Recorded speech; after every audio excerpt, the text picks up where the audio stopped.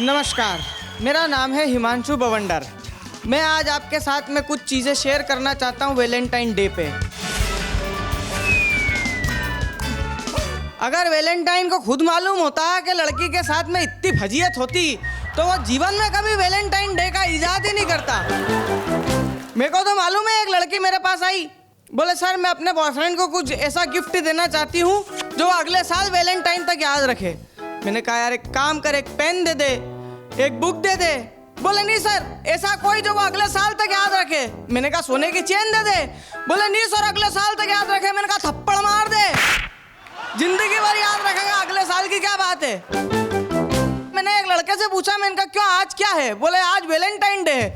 बोले इसका क्या मतलब होता है? बोले सर देखो, मार्केट से गुलाब लो, कोई भी लड़की दिखे उसको टिका दो। मैंने फिर क्या अपना इलू इलू हो जाएगा। मैंने कहा अच्छी बात है। शाम को मेरा दोस्त मिला मेरे को, उसने बोला सर वो सुबह मनीष मिला था, वो एडमिट है गुप्ता हॉस्पिटल में। मैंने कहा क्यों, क्या हो गया? बोले पता नहीं, आप देख के आओ। मैं गया, मैंने कहा क्यों, तू तो गुलाब लेके निकला था ना इलू इलू गाने। बोले सर वो मेरी गर्लफ्रेंड के पिताजी मिल गए, उन्होंने दर्द डिस्को गा दिया। वैलेंटाइन डे के दिन एक पति एक पत्नी घर पे बैठे तो पत्नी ने बोले देखो रोशनदान पे कबूतर और कबूतरी प्यार कर रहे हैं और आप। बोले बेटा देख, कबूतर और कबूतरी की नजर तो सही है, बाकी एक बार ध्यान से देख, कबूतर पुराना कबूतरी नहीं है। मतलब इतनी सारी दिक्कत, क्या वैलेंटाइन डे मनाओ यार, मेरे को तो समझ में ही नहीं आता है। बाकी क्या करे, जो चल रहा है वो चल रहा है। भारत में जो चीज समझ में नहीं आती वो पहले चलती है। जैसे भारत की राजनीति 67 साल से 67 ईयर से किसी के समझ में नहीं आई, बाकी चल रही है। एक 70 साल के बुजुर्ग ने अपनी 65 साल की पत्नी को बोले एक काम कर, अपन भी वैलेंटाइन डे मनाते हैं। उसने भी बोले बीपी की गोलियां खत्म हो गई है, वो ले आओ क्या जरा ये वैलेंटाइन में। बोले नहीं यार, कुछ ना कुछ तो करते हैं, छोटा मोटा देके काम करता हूँ।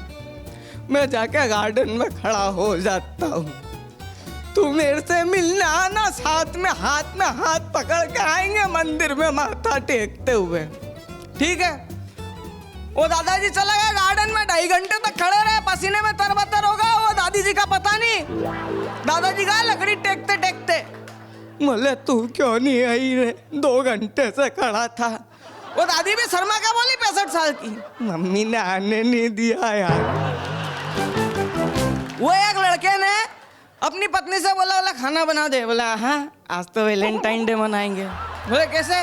अब वो म्यूजिकल कॉमेडी चल रही दोनों में, एक में ट्विंकल खन्ना सवार, एक में अक्षय कुमार। वो ट्विंकल खन्ना अपने अंदाज में बोल रही हे ढिंका चिका ढिंका चिका ढिंका चिका ढिंका चिका ए ए ए ए ए ए ए ए डिस्को में जाएंगे, खाना हम खाएंगे, वैलेंटाइन मनाएंगे रे। ढिंका चिका ढिंका चिका ढिंका चिका ढिंका चिका ए ए ए ए ए ए ए। क्या फरमाइशें कर रही है अपने पति से?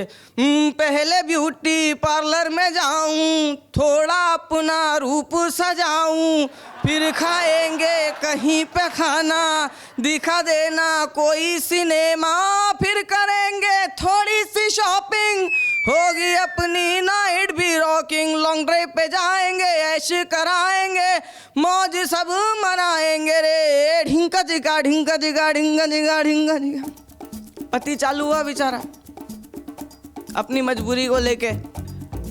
अभी अभी करवा चौथ मनाया, दिवाली पे दीप जलाया, फिर चढ़ा न्यू ईयर का बुखार, अब वैलेंटाइन को तैयार, कैसे चलाऊं घर बार, कैसे करूं व्यापार, और घर पे ही बना ले तू अब मूंग की दाल मूंग की दाल मूंग की दाल मूंग की दाल मूंग की दाल मूंग की दाल मूंग की दाल टाटा।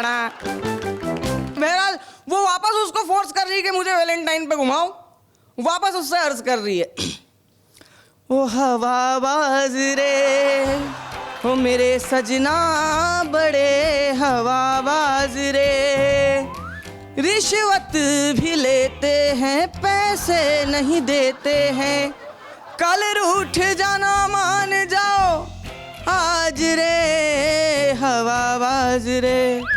अब वो भी अपना तर्क रख रहा है कि कैसे करूं मैं। वो भी चालू हुआ, खर्चे करा रही है बार बार तू, मुझको तार तार तू, तो फरमाइश है तेरी पूरी करके मैं पॉकेट से चू चे मैं पॉकेट से चू। बाकी वो तो माने ही नहीं। अब तो आ गई वो नारी अपने वाली पे और कहते हैं साहब एक नारी सब पे भारी।